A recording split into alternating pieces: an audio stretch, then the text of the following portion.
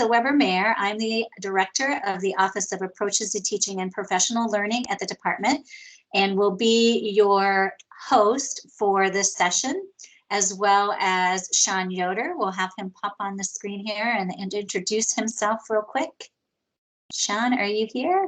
Yes. Hi, everyone. I'm Sean Yoder, the Chief Strategy Officer at the Ohio Department of Education. We're excited that you're with us during this hour, and we look forward to a good conversation. So thank you for joining us. And thank you, Melissa, for being our cruise director.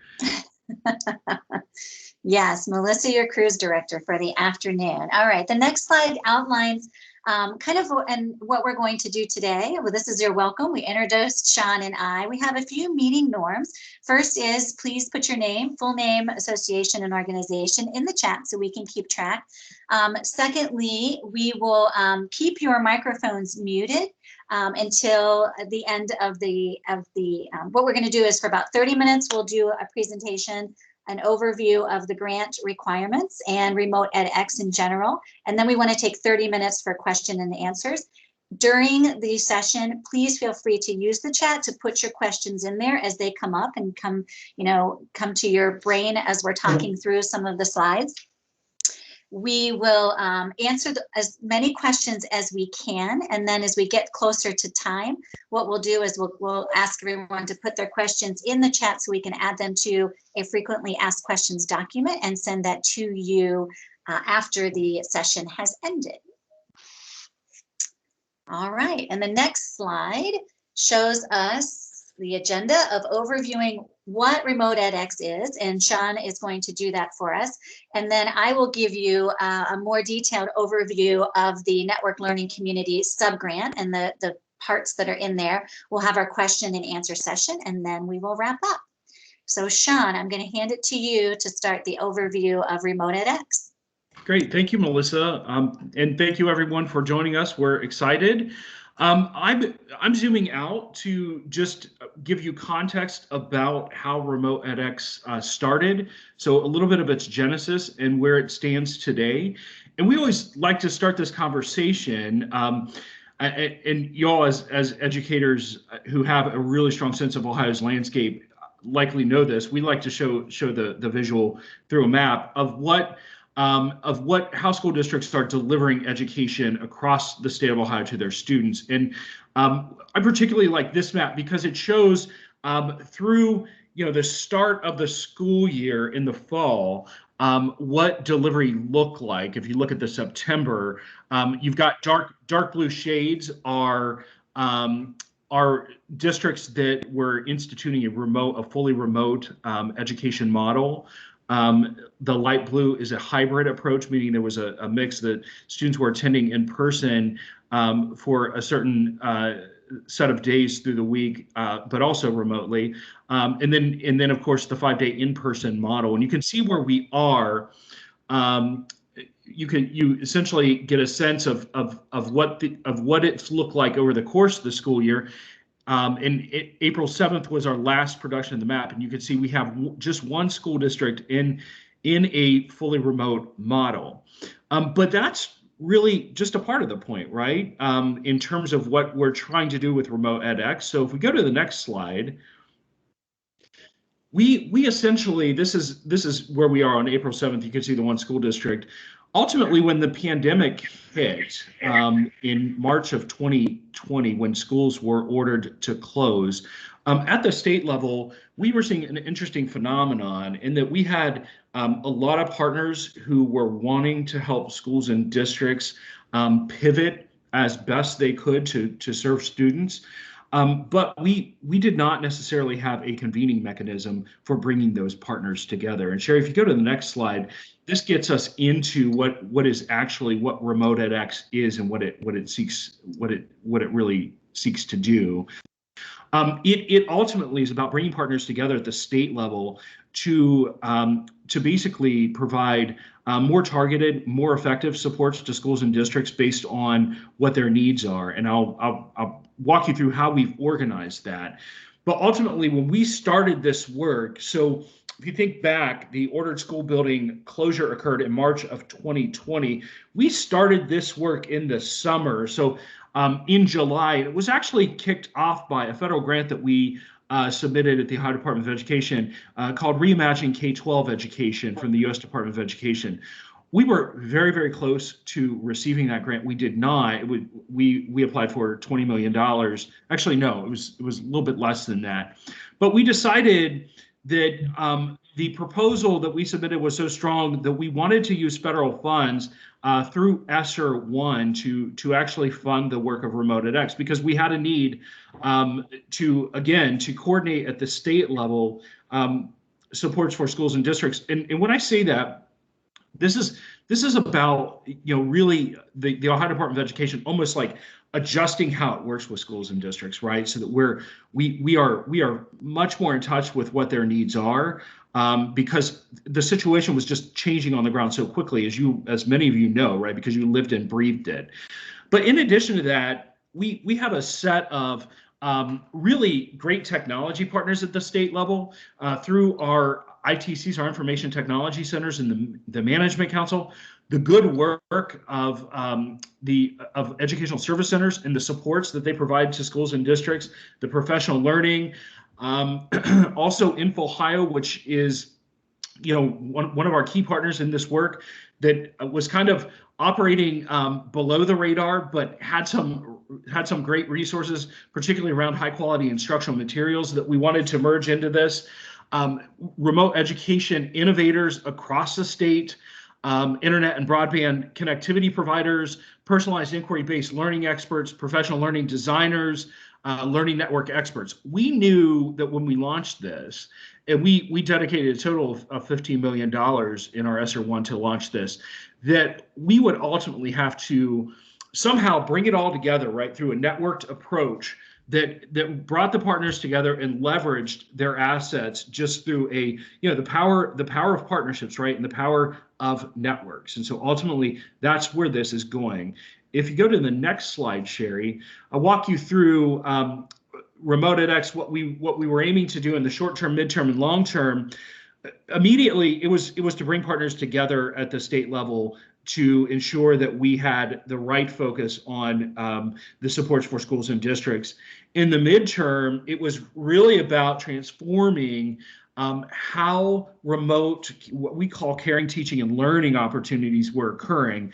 We specifically emphasized the caring piece of this because when we looked across the state after the pandemic hit, schools and districts, by and large, focused on the student support piece, right? Either through approaches to ensuring that school lunches were distributed, to ensuring that students had the right mental and behavioral health supports in place as they were experiencing. We saw a lot of innovation, but we saw a lot of innovation happening on the teaching and learning side too. That we knew there's something happening here, right? And all of our high flying school leaders were telling us, like, look, this pandemic is a moment of change for us in the state of Ohio, and we really have to leverage that and essentially take what is happening and use it to transform education in the future, right? So ultimately, it's about this network, and Melissa will walk you through this. But this is the Remote Edx opportunity, is how we reimagine the future of education in the state of Ohio, leveraging and building on lessons learned in innovations that surfaced as schools and districts really pivoted to serve students. So that's ultimately what you see in the long term. And ultimately, we want, through Remote Edx and the partners that are working day in and day out, is to really just transform essentially how instruction is delivered, right? How it's designed and delivered in the model, the platform on which it exists. So we go to the next slide. I'm going to tick through these next several slides pretty quickly, just so Melissa can provide a deeper overview into what the networked learning community is all about, this RFA.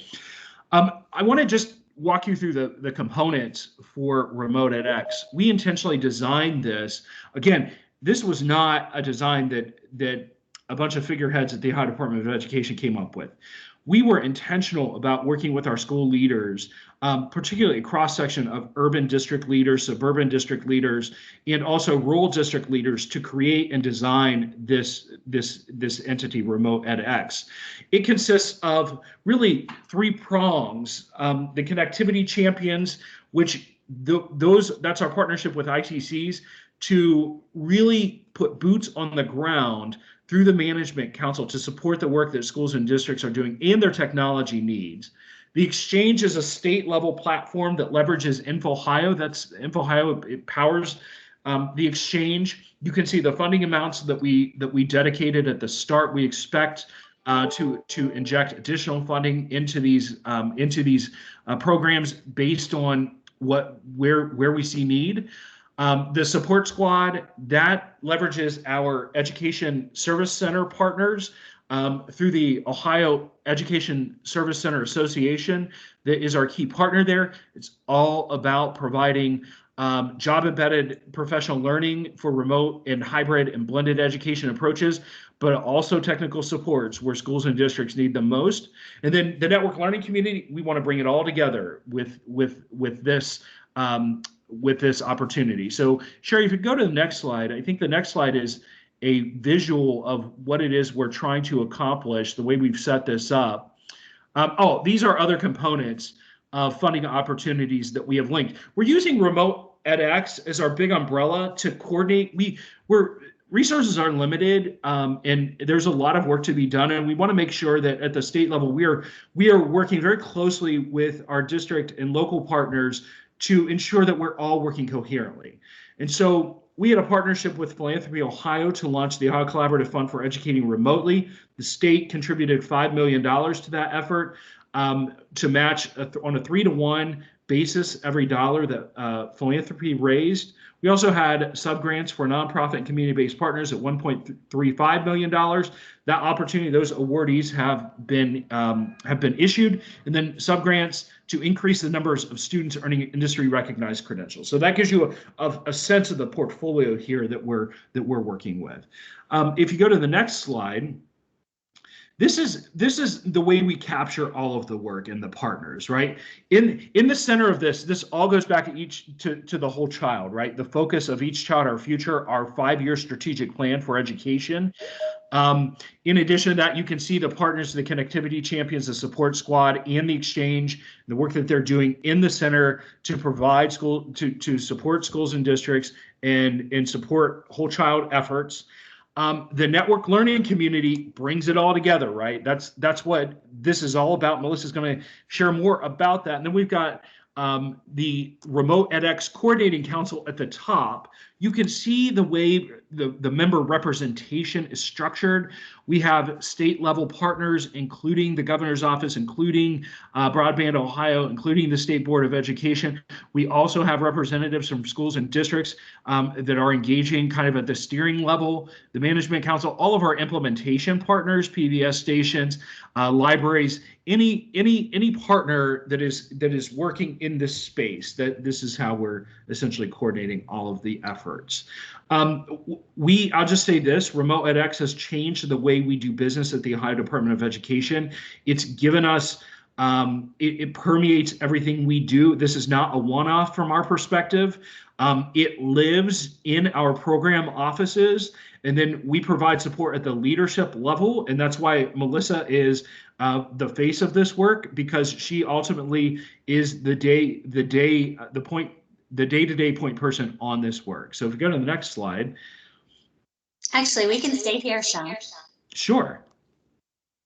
Great, you're on. I'm on. Thank you, Sean Yoder.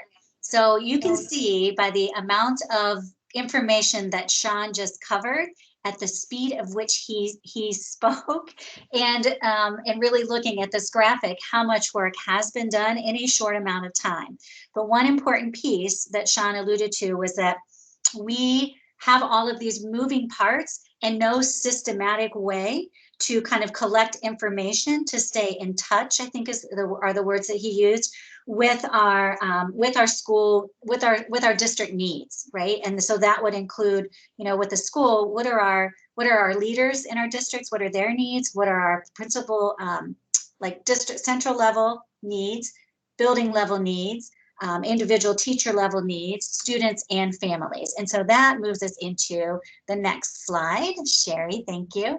That outlines the the reason for this networked learning community subgrant. So the coordinating council, which is the bigger council that Sean spoke of, identified this need to systematically convene the educators together. So right now we have resources, but no way to pull the educators, pull the family members, pull folks together to problem solve and leverage the promising practice, the effective practices that have taken place over the past year, year and a half. So I'm going to take time to walk through the pieces of the subgrant application. And the next slide outlines kind of the big pieces, the three large components that you will be writing towards within this. So when you think about a systematic way to collect this information and also build knowledge, build capacity, we're talking about establishing a community of practice, which will serve as kind of the nucleus of the work. And all the information from the networked improvement communities and the professional learning academies will feed into that to be sent back out to the larger audience. The networked improvement communities, we want to think of those as smaller learning kind of learning work groups. And so think about networked improvement communities. If you're familiar with a NIC concept, this is where we would have a more formalized structure for pulling groups together in systematic ways with a process that they're working through, right? Identifying a problem of practice, working through the hypothesis of why you have that, et cetera. And then each one of those smaller networked improvement communities are going to feed back into the larger community of practice. So what they learn, what they find out will feed back into the bigger picture. And then the professional learning academies, that would be kind of akin to, think about ongoing professional development and what our district needs, what our family needs are. And so those would be a platform for kind of disseminating professional or learning opportunities to build knowledge. So you have the building knowledge piece, you have the putting it into practice and problem solving piece, and they're all feeding into that community of practice that then shares it out across our state within everyone that's engaged within this learning community, but also those that might not already be engaged in the learning community. All right, so the next slide will move us through. I'm not sure what's that. Okay, thanks, Sherry. Slide, there we go. So the network learning community will coordinate kind of that bigger states portfolio and pull those important components and pieces of work that are already in place, the exchange, the coordinating council, the support squad, et cetera, into this larger learning community. We will, this group will identify and promote enhanced professional learning opportunities. That's the Learning Academy or Academies. Co-design and build a networked learning community that considers those problems of practice. There's our NICs. And then ensure that equity is a top priority throughout, woven throughout each of those pieces. And the next slide.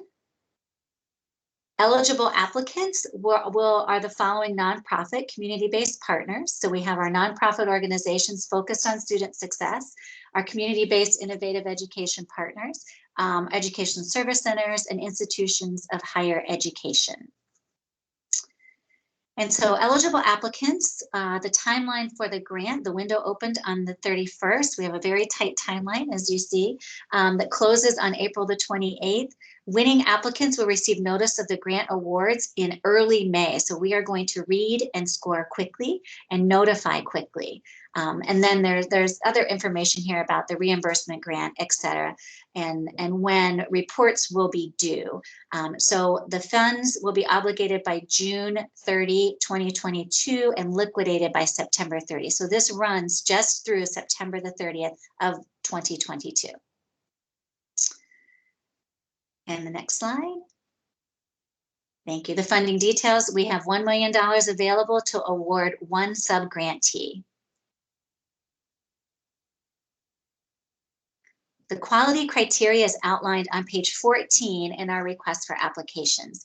There will be a required executive summary that will not be scored. And then each section, when you look at page 14, has outlined components for each one of the sections. So when you see points associated here, they're associated with each one of those kind of sub bullets underneath each one of these sections. So we'll have an approach to addressing the Remote Edx learning community, what your expected outcomes would be, proposed expected outcomes, a management plan, organizational oversight, progress monitoring, how do we know that this is working, how are we using that data, the Remote Edx integration and coordination. So those are the pieces on the larger graphic and how they weave into the bigger picture. Capacity building and sustainability, which will be important. So these quality criteria points add up to 135 total points. The next slide, I believe, outlines there are 2 competitive preference priorities that can earn 10 more points. One is to include increasing family and community supports and collaboration. And the second one is addressing the use of multi-tiered system of support. So that's looking at all instruction that's happening for all learners. All right, and the application format. So we have requested that this application be less than 30 pages. Those are the pieces that were listed in the quality criteria, so it does not include the appendices. On standard letter size paper, double spaced so that we can read all of your words. We have the font listed here, and the page. It's important that the page numbers and the names are at the top or at the header of each page, and that we address sequentially each one of those quality criteria, as well as the appendices. And the appendices are all clearly marked. One of the goals is to consult all partners in the development of the co-design plan, specifically those that Sean outlined within the bigger picture of Remote Edx. So the coordinating council, the support squad, the exchange, and the connectivity champions. So address how this plan will be co-designed with them. Okay. There are several technical elements. This is kind of tiny print on this slide. That is outlined on page 16 of the request for application. And those, I won't read those for you here, but they basically include all of the appendices A through F, and then typical information like your name, your address, the contact, whoever you are deeming kind of the director or the program director, a grant manager, and then the type of nonprofit, or community-based organization that you are. Okay. And the quality criteria components will be rated on a 5-point scale, and it will range from a 0 to not addressed at all to fully developed here. And so this gives you kind of more details of what those are. We provided the rubric within the original request for application to be transparent so that you all would be able to see all of the pieces and parts that we're looking for to be addressed here. And that is found on it begins on page 23 of the request for application. And the next slide. So our subgrant awardee will be invited to a kickoff meeting, and that's where we'll provide additional information, for example, applying for an IRN if you don't have one, connecting with our grant, the department's grant management system, which is our CCIP, and then once the award, that will happen once the award has been made, which will likely be that second week in May, the week of May 10th. And how about that? Done in time for plenty of time for questions and answers. You can, I don't think I see any, well, actually, if there's any in the chat so far, Andrea has been monitoring the chat. You can also unmute, raise your hand, and we'll take any questions that you have. Betsy Chad has a question. Hi, thank you. I'm from a district, Bellbrook Sugar Creek Schools in Bellbrook, Ohio. So if we're interested in this work from your website, and forgive me if this question has been addressed in other meetings. I just found out about all of this several days ago. So we would need to be reaching out to partners to submit the application. Am I understanding that correct? Like the ESC, some of those folks I see on the graphic on your webpage. Yeah, so Betsy, this grant is this is a grant for one awardee to be able to coordinate kind of this bigger picture, this larger statewide infrastructure for building a networked learning community that will basically, what our hope is, pull in all of our districts from across the state. Okay, so I'm a little bit early to the party, right?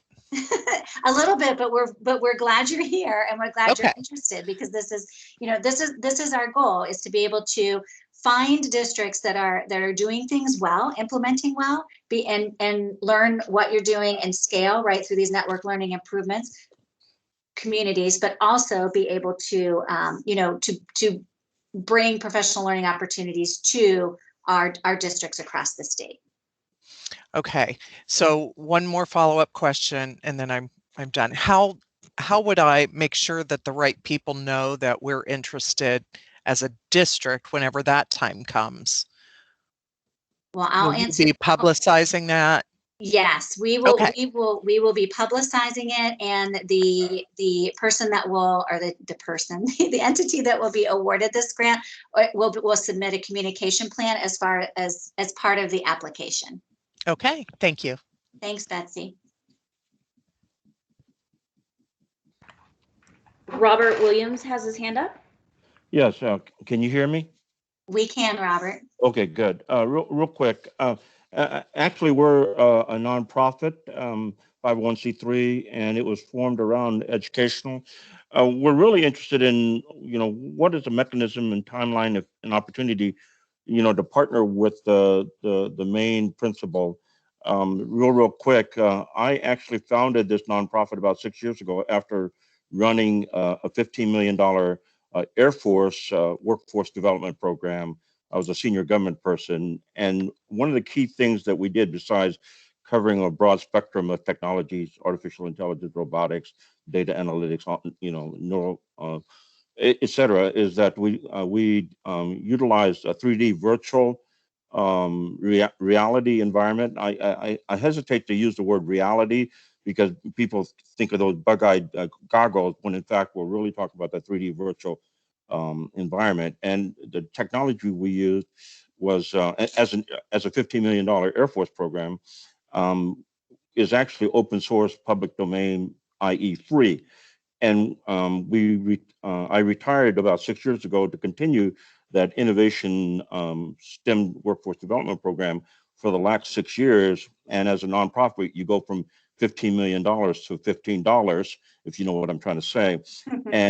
And the technology, we actually help high school students and actually middle school students, but also college students, are technologies like artificial intelligence, cybersecurity, wearable technology for medical application, 3D printed drones, data analytics, and other things. And this 3D virtual environment is something that I always felt, even when I was a senior government person, was something that Ohio should consider. I was actually stationed at the Air Force Research Lab at Wright-Patterson Air Force Base, which is a hop, skip, and a jump from, you know, Columbus. And so the purpose of my injecting myself is, as a nonprofit, I'd like to be able to share the lessons learned over the last 6 years on how the 3D virtual environment, which is actually free, it's free, okay, could be used to create an enhanced, you know, learning environment. You connected with some combination of the learning committee, academies, the building of the communities. And then I will conclude with this, is when I was government, I always felt this way, and I feel this way even now, is creating opportunities for companies to be engaged somehow. You know, I was a mentor for a number of schools, and you drove, and you know, you had to take time away. It's really hard for a lot of schools to get mentors to come in and I felt that this kind of environment could be used. So I'm not selling a product because the product and capability is actually free. I'm just, when I saw this and I saw this remote learning, when COVID hit, it didn't affect us at all because we actually ran our cybersecurity program and AI program for high school and college students, virtually. So we'd like to partner and, and share details, offline to those who might be interested in knowing more. Obviously, we'd like to play some sort of a modest contributing role, but I do feel, and I've always felt, that this is a capability that Ohio should, think about to get the maximum bang for buck, if you will. Sure, Robert, thank you. And thanks for being here in your work. And I think our hope is what comes out of this network learning community are more partnerships with organizations such as yourself. So those will be connections that the awardee will be encouraged to make with our entities across Ohio, but also, Robert, I wrote your name down so that we can connect with you too outside of this work. So thank you for being here. Carol has a question in the chat. Do you have contact info for the partners? For the partners, yes. So Sean, I was going to call on my colleague Sherry Burcham, who I know is on here. I think there's contact information on our exchange. So I don't know if anybody can put that link in the chat, but we will also. How about this? We'll add that. That's a good question. We'll add that information to the frequently asked questions, Carol. I think that is a good question. We can make sure that that information is included there.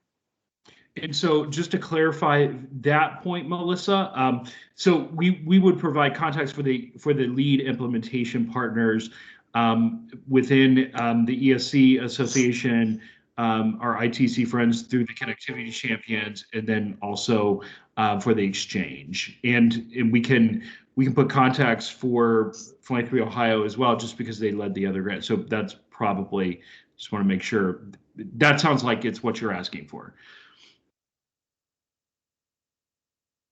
Yes, I think Carol said thank you. So I think we answered that yes, question. Thank you. Okay, and Tom Reed is on it. He's put the contact in the chat box. Thank you, Tom. Thank you, Tom. There you go. Melinda George has her hand up. Hi, this is Melinda George from Learning Forward. Melissa, I appreciate all the information. I just had a quick question about the Professional Learning Academy. You mentioned a platform for disseminating professional learning. Is that something that you want the awardee to be planning for, or do you have the platform and the awardee would be helping to think about the content that would go on it? Good question, Melinda. We do not have the platform identified as of yet, so that would be part of this award. And can I follow up with just the professional learning? Are there particular things that the state, or again, would this be something that the awardee would be developing? This would be something that the awardee would be developing, but our hope is, and as you look at some of the requirements and items within the request for applications, is how will you determine that that kind of what the school needs are across Ohio, and not just schools. I should say district needs. Well, actually, I should go out even bigger. Community needs, district needs, school needs, student, teacher, student, family needs. Super helpful. Melissa, I would just add that, Melinda, to your question, that this is where the word co-design I think is really important.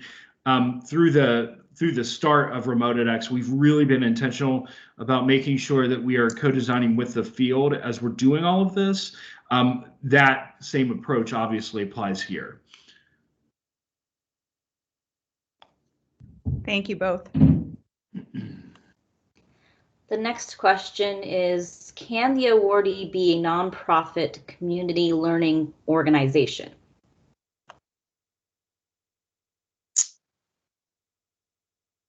I believe, yes, that falls under our list of eligible applicants. Yeah, I believe as long as it's a nonprofit, I think that would be okay. Yeah. Because I'm not sure how that would be different or distinct from the list that we've got. So I think that would be okay, Melissa. Yes.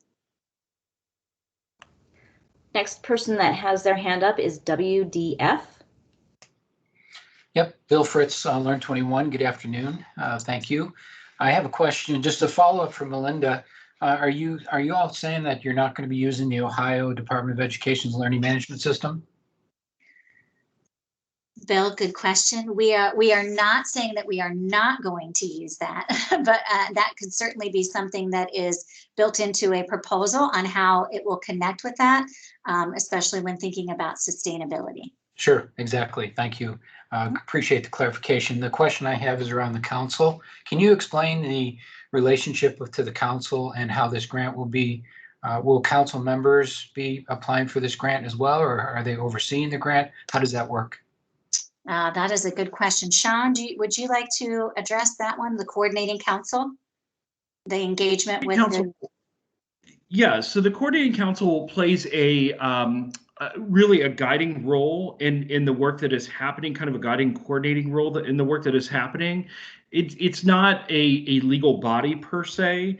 And what we have been working to do, if there are folks who are on the coordinating council who have signaled an interest in applying for this particular, responding to this particular RFA, we've asked them to step away from the coordinating council so that there is no conflict of interest. So that is how we're proceeding here, because there is naturally some overlap, but there's no legal conflict because the coordinating council is not a legal body in its own right, and it is also not making the funding decisions. Appreciate that. Thank you. Thank you. Next person with their hand up is Arlene Peak.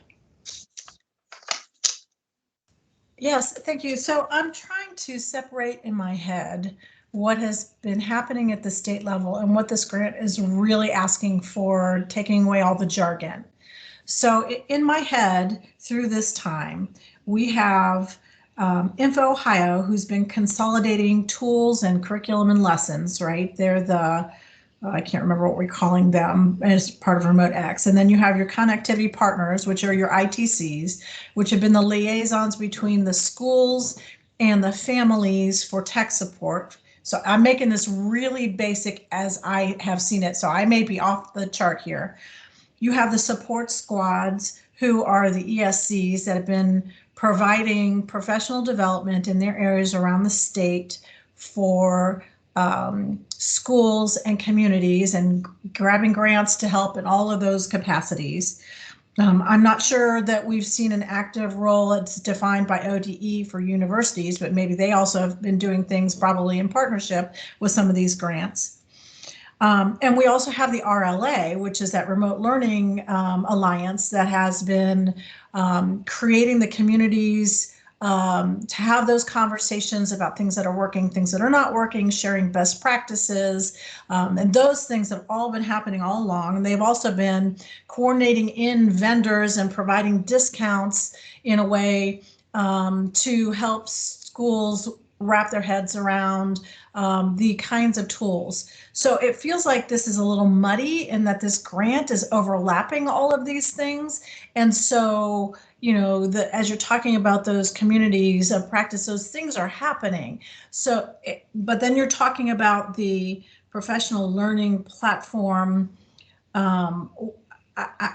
I'm not sure how to parse all those pieces out with what exists. So is this grant for an organization to come in, work with all of these partners, Info Ohio, ITCs, ESCs, RLA, universities, and to try to create one landing place and also provide additional content that's missing? How does that work with all the things that are out there? I'm really not clear on that. It feels very muddy to me. So Arlene, you did a nice job of outlining all of the pieces and parts of the larger Remote Edx community. But what is in doing that, you illustrated very nicely that we have all of these things happening kind of like this. And so what this what this networked learning community, the aim of this larger network is to yes, answer your question, coordinate with the work that's already done, not duplicate the work that's already done, right? Learn from what's already done. Some of the things that are happening have been effective, some of them have not been effective. And then think about more global professional learning opportunities. So think of kind of like universal support, targeted support, and intensive support as far as professional learning opportunities that are out there. Right now, we know that things are happening, but there's no systematic way to collect those things that are happening and that are happening effectively. So that would fall like within that networked improvement community. So the aim of this grant and kind of the goal of this awardee is to help the state pull everybody together in a way that all of these things that are happening are woven together instead of happening separately out there. The Remote Edx Exchange, as you said, is a place where resources are there, and the resources are vetted, but maybe those resources, work well in different places. So it's a way to figure out how to find problem solve things that are working, things that are not working, but also a way to highlight the implementation, the successful implementation that has taken place over the past years, because the goal is to continue these innovative practices moving forward, regardless of what happens next. So you see whoever is awarded this grant is kind of being an overlay over top of all of these existing organizations and being the place that pulls all together the things that they're reporting that works well. And those organizations, including the RLA, are to they know they're going to work cooperatively with whoever gets this grant, and they will willingly work with those people. And so this is also, I want to be sure that this organization, whoever awards this grant, gets this grant, does not end up working as a competitor, right, to some of these, the ESCs that are out there providing professional development. And how do you make sure that doesn't happen? Yeah, and that's exactly right. So the department has been working very closely with all of the entities outlined within that Remote Edx, the larger graphic. And you're exactly right. You saw the network learning community kind of across the bottom is kind of like here. They're like the plate where everything is there, and hopefully it all goes well together. Part of this collaboration is not just also handing over and saying goodbye and good luck, but for the department teams, which I am part of, to also work with the awardee for this grant to ensure that things like that aren't going to happen. The competitive nature pieces that you're talking about, Eileen.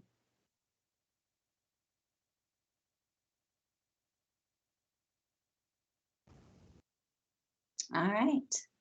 The next question in the chat is, what entity will run or manage this new network after the design year? Oh, after the design year. Sean Yoder, would you like to address the question about sustainability? Yeah, so this is a sustainability question, and we obviously have some federal funds at our disposal right now. As I said, we at the Ohio Department of Education are viewing Remote Edx as an integral part of our work. And so I think the thinking is that we will prioritize funding for it in the future. There's no guarantee, of course, and that's just how it works in the environment in which we operate. But it is our priority. And so when I say that, we have essentially used components of Remote Edx to we've embedded the initiative into our program offices, and ultimately we're using it to really affect how we function as an organization. So there's no guarantee after the first year, but we are making this a priority. I know that a number of the implementation partners are also making it a priority as well. And if something is working well and serving schools and districts and changing the game for students, we believe it's worth pursuing. So that's the best I can say at this point. And we're also hoping through the application that some good ideas are brought forth through the application as far as sustainability.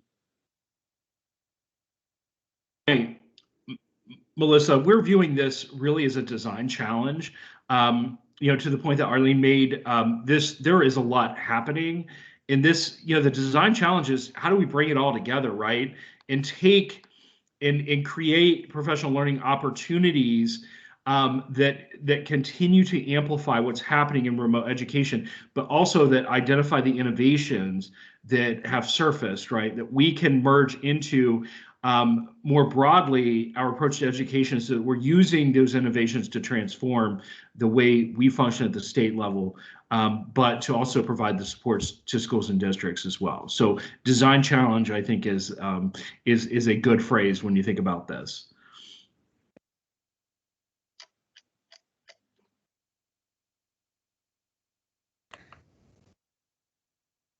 I don't see any other questions in the chat at this time. Okay, I do see hands up though, Andrea. I don't know if they are leftover hand raises or additional questions. We should be able to. Or you want to go in front? Whichever. You want me to try? Yeah. Andrea, can you see who has hands raised? Let's see. Robert Williams, I think we addressed your question, right, Robert? Well, you did, but I was going to respond or in way of a question to a comment about sustainability beyond year one. And I guess when I was and by the way, I'm not speaking on behalf of the Air Force. I retired from the Air Force 6 years ago, but obviously from my days at the Air Force Research Lab, like Patterson Air Force Base and others, I see this discussion through the eyes of somebody who looked at the state of Ohio and saw all the talent that was in Ohio and tried to figure out ways to tap into it and create a pipeline. So I'm intrigued not only from a nonprofit perspective, but also from the perspective of that I used to be a senior government person, wondering how do we help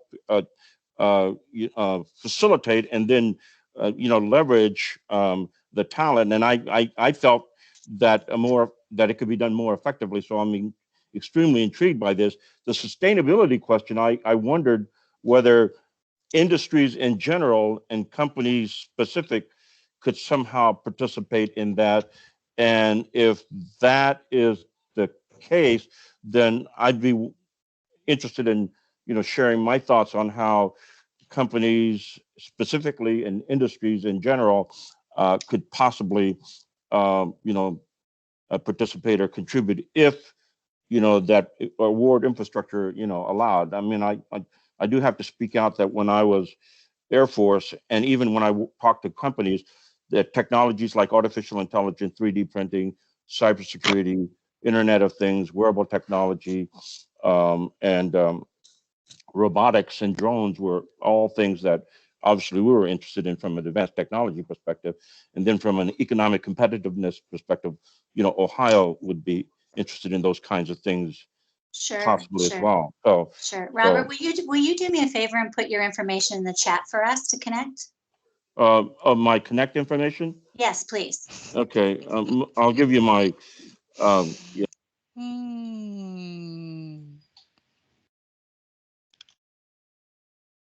All right, Andrea. There's a comment from Arlene in the comment section. Arlene, would you like to read that to us?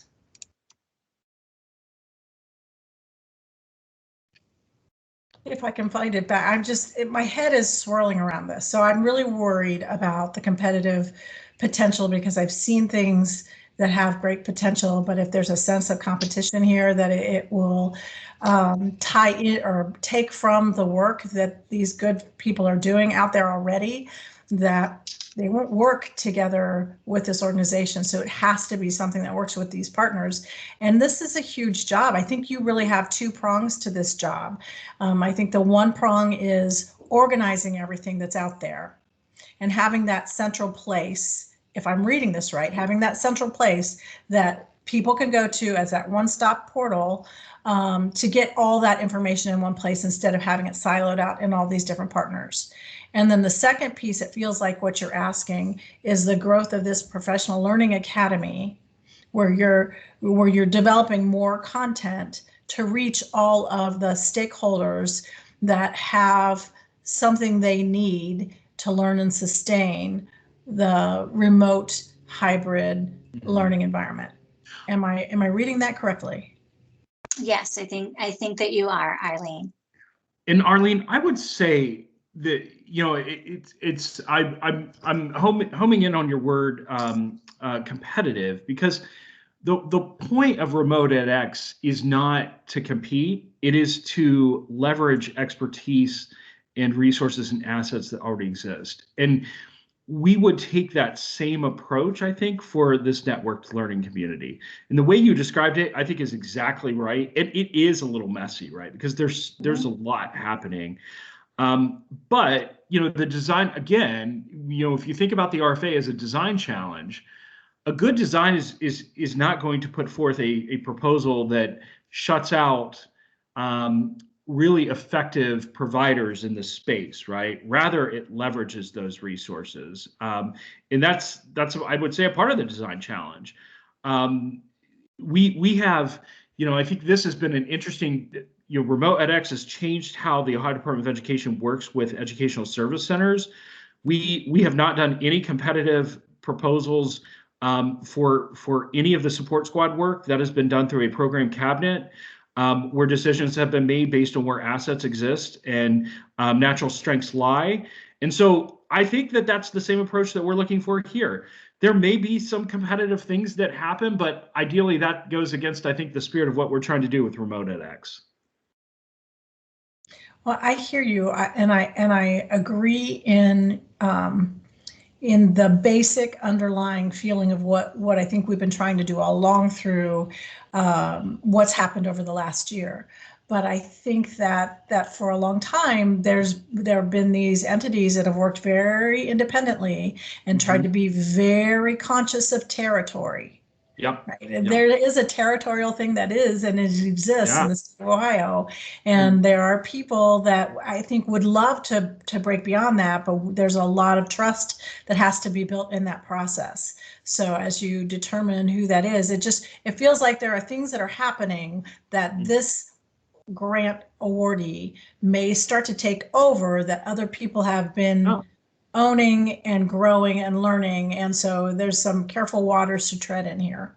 Yeah, you're absolutely right. I will say, when it comes to territory and turf, when as an educator, I hear that, I think that's adult focused, not student focused. This work all along the way has been about the student and keeping it student centric, recognizing that in Ohio, we do have a very complex delivery system, right? With a number of partners. We have, that turfism or that territorialism, is really, again, I think it's what compelled it was the motivating factor, I think, to bring partners together to say, like, we need to do things differently because we're in a moment right now that we've got to seize the moment and also take the learnings and apply those to how we just maneuver and operate going forward. So I don't think your point is wrong, and it's a good point. I think the right design in response to this RFA will be focused on leveraging those assets where possible. And more of a complementing, not competing message. Okay, the last question is, can you please confirm there is no required cost match? I can confirm there is no required cost match for this.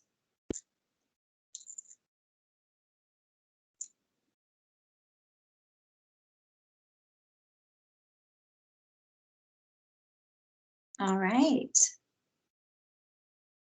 You are welcome, Judith. We will stay on for 4 more minutes in case a burning question magically appears in your brain that you'd like to still ask. But also, please know that we have the email box where you can continue to send questions as you dig into the request for application and you start working through certain sections. We will be responsive through there. And you can also continue to type questions in the chat here. With that, we thank everyone for attending today. Hopefully we got everyone's questions. If not, please hang on and we'll have you speak up, and appreciate your time spending with our department team here this afternoon.